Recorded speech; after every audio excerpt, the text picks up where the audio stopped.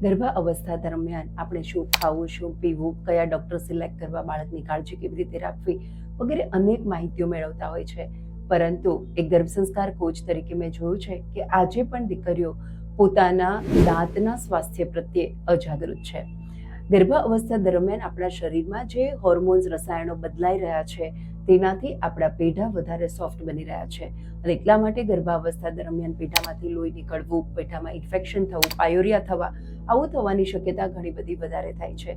એમ પણ ગર્ભાવસ્થામાં બાળકના પોષણ માટે જે આપણે આહાર લઈએ છીએ તેનો સ્વાદ મીઠો ઘણો બધો વધારે પડતો હોય છે.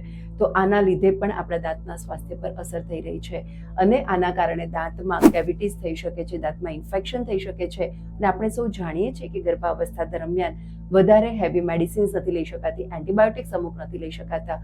તો દરેક દીકરી જે ગર્ભધારણ કરવા જઈ રહી છે તેમણે ગર્ભધારણ પહેલા ચોક્કસ જ પોતાનું એક ડેન્ટલ ચેકઅપ કરાવવું જોઈએ અને તેની પાસે માહિતી પર્યાપ્ત માત્રામાં હોવી જોઈએ કે ગર્ભધારણ પહેલા અને ડ્યુરિંગ પ્રેગ્નન્સી પોતે પોતાના દાંતના સ્વાસ્થ્યની જાળવણી કેવી રીતે કરી શકે, કારણ કે દાંતનું ઇન્ફેક્શન લોહીમાં ભળીને બાળક સુધી પહોંચી શકે છે.